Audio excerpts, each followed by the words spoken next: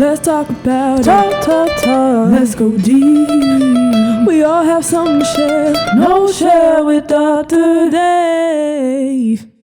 All right, welcome back to the Now Share with Dr. Dave podcast.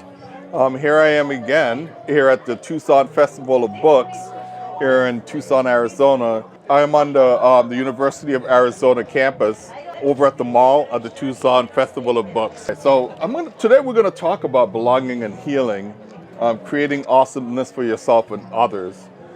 This is one of the books that I've written, and so when we talk about belonging and healing, I would say belonging is a basic human need, and you know, for all of us, we all need to feel like we belong somewhere. You know, whether it's in our family, in our communities. And so one of the concepts that we use when I talk about belonging and healing is the concept of Ubuntu, right? And so when we think of Ubuntu, it's an African spiritual healing journey followed, you know, by Archbishop Desmond Tutu and former South African President Nelson Mandela. Now, in Belonging and Healing, the book Creating Awesomeness for Yourself and Others, one thing that I draw upon is the powerful philosophy of Ubuntu to deliver this simple roadmap of building positive teams and relationships and improving engagement and performance. So some of the topics that we cover in this book, some of the things that you would learn is really the importance of belonging and healing and why we all need to belong somewhere. And so the language of belonging and how we can adjust our language to be more inclusive of other people, of different walks and different walks of life. So we can think about how can Ubuntu help you develop successful organization. Also answering the question, how can Ubuntu conquer narcissism and microaggression? This is, you know, we had some good bonus content in this book with conversation with Coach Nobantu, you know, Mpatula of Ubuntu Coaching in South Africa, and also therapist Tracy of DNS Healing Center. We had some great conversations in this book about healing and belonging and the principle of, you know, belonging. So I'm going to just look as I'm looking into the book and some of the topics that we're covering. All right. So belonging and healing, you know, one of the things that we talk about is Ubuntu over narcissism, Ubuntu over microaggression, right? And I'm reading the book right now just to bring some context in. You know, Ubuntu brings gratitude and Ubuntu creates successful organizations. So we look at those topics as really key things to help us to get better as leaders in our organization. So if we answer the question, right, you know, why is Ubuntu really important? I start with, you know, Maya Angelou, and she said, I long, as every other human being, to be at home wherever I find myself. You know, having that longing, that yearning, you know, that desire to, you know, to be and to be seen and heard and felt. And so when we experience belonging, there's a sense of acceptance, inclusion, and identity within a specific group. You know, and since we were born, we've always wanted to belong. Everyone has that desire to belong somewhere, right, and bring that forward. So most humans have been guided to belong to their family and community since the time of birth, right? This is something that we always wanted. And so we can look at other authors who have talked about, you know, belonging and healing. And so we look at an author like Harari of 2015, and he said he thinks of belonging as an intimate community where people know each other well and depend on each other for survival. So just our survival alone is dependent on the belonging, which is really super important in that journey. So the work and the conversation talks about the purpose, the why of belonging. And it's like not something that if you're working within an organization, it should not be just the work of human resources, HR. We all need to play a part in that journey, right? And so we need to engage people, you know, all people to share positive and negative stories of belonging, which could also help our acceptance, to help to improve acceptance, also inclusion and compassion toward each other. So this book is really talking about how we interact and engage with each other, and begin to bring that great sense of value, that we need. So also what was interesting, as we jump forward, we could talk about the language of belonging. What does that look like? And so, I go back to an old adage of sticks and stones can break my bones, but words can never harm me. And I say that's only partially true, because language is made up of words, and it's important that we use language that could be positive and really uplifting for other people as part of our journey of the language of belonging. So when you think of Eleanor Roosevelt, and she said, "No one can make me feel inferior without my consent."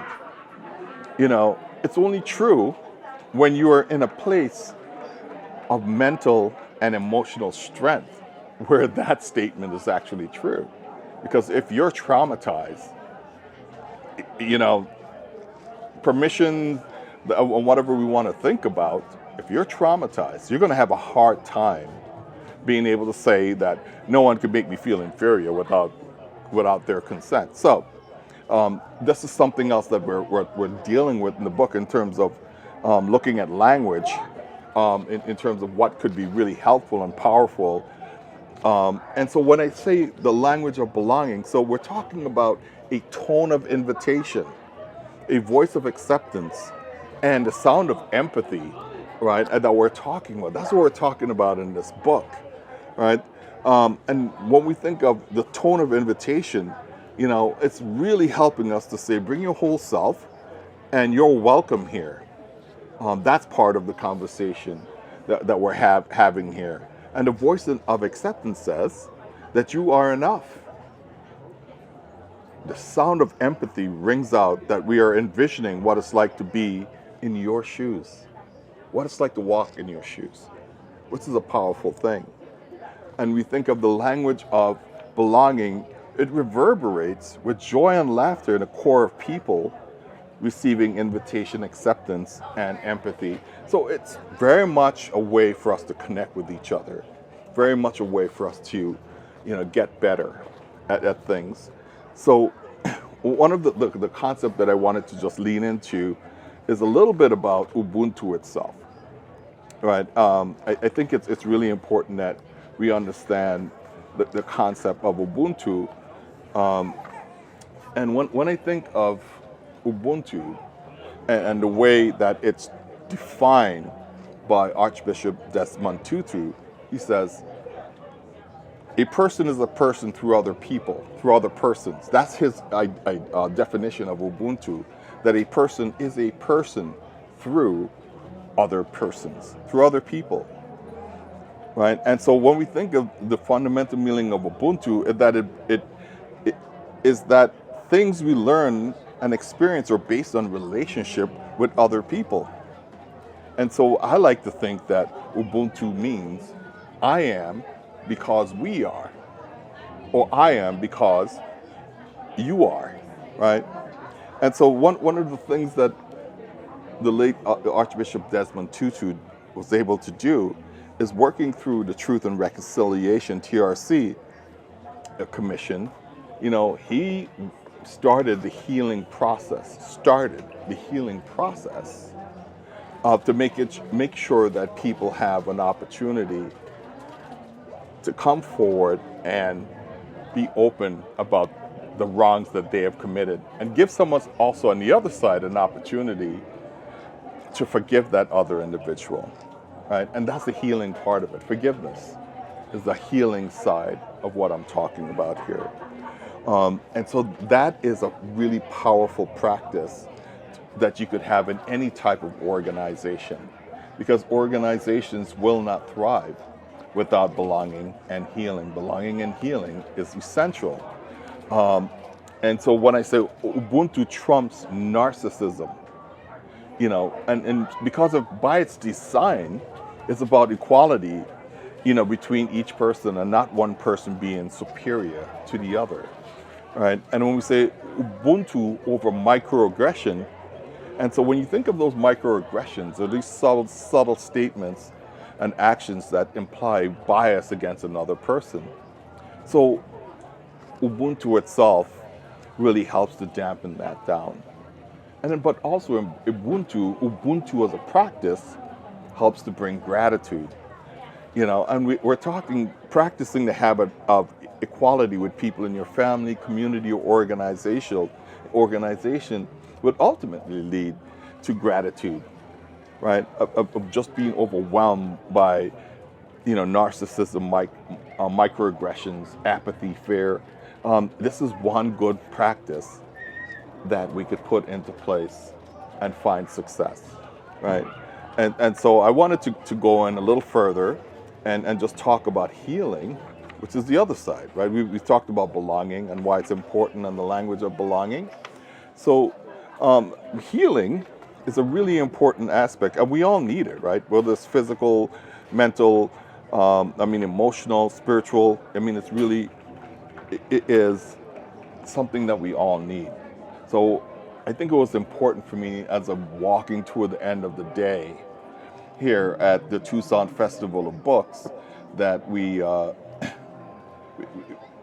get to understand, what's really important for us, right?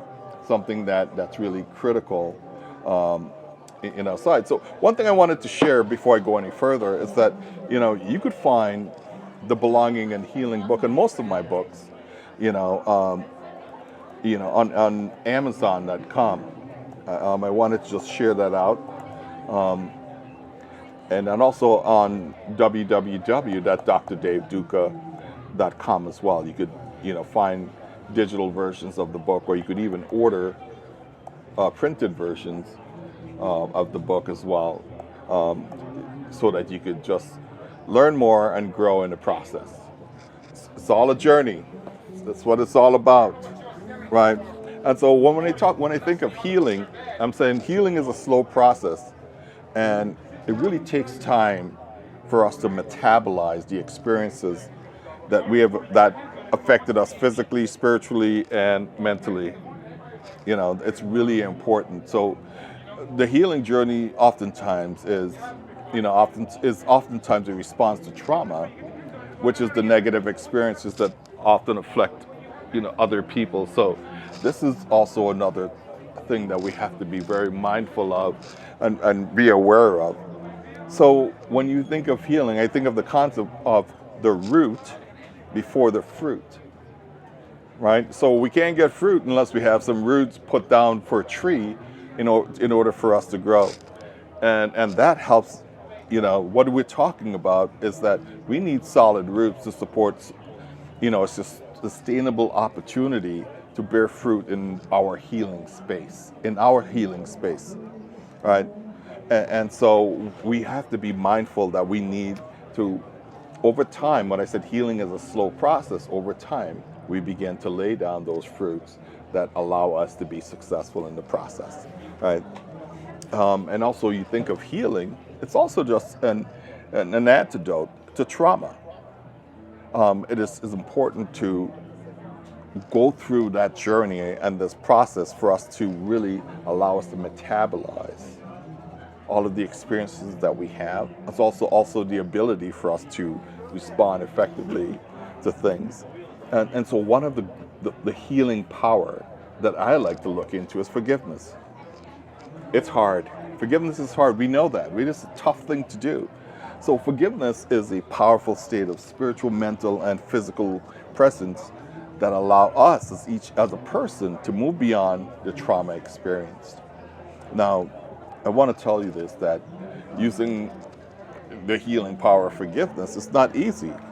And we may not be able to actually physically go and tell someone that we forgive them for the trauma they have caused, right? Whether it's someone in our family or community or at work, wherever it is, we may not be able to do that. Whether it's fear or anxiety or whatever the stress level it is that we're experiencing, it's something that we have to just be mindful of. And so When I think of belonging and healing, it's essential for any organization in any aspect of our lives to be able to sustain ourselves and be very successful. And the goodness is, when you use the principles of Ubuntu and you use forgiveness in the process, they work very well together, right? So these are just very important concepts for us to begin to learn more about, and look at different ways of how we could experience belonging and healing in our organizations and in our personal life.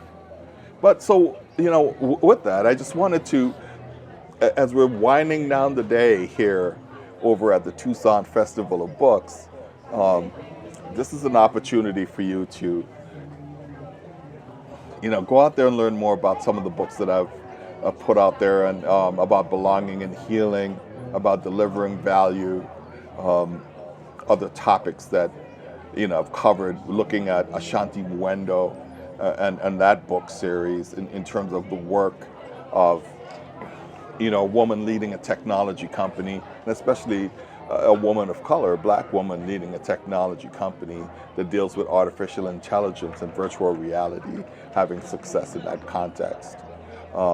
There's some spoken word stuff that's out there, that Prayers to My Abba Father God, which is a series of songs that I've written in the past. But songs are spoken word. You could turn them into spoken words, and those are excellent opportunities for you to leverage and use and gain knowledge and experience with. So, there's just a lot of different goodness that could benefit your life and benefit your way of thinking, and even just your way of being and how you show up, right, in this experience. So with that, I wanted to say thank you for everything, for all the supporters, the people who have supported the work that I'm doing, for the people who are here today at the Tucson Festival of Books in Tucson, Arizona, at the University of Arizona campus. I just have so much gratitude to be here today. So yeah, this is just so awesome to be able to share my podcast with you. And yeah, you could find my podcast. You could find it on Spotify. You could find it on Amazon, Audible, Google, Apple, and many other channels. And so you could find the Knowledge with Dr. Dave podcast on many of those channels, or you could just look for Knowledge with drdave.com. And with that, signing out, and everyone just have an amazing day. Peace.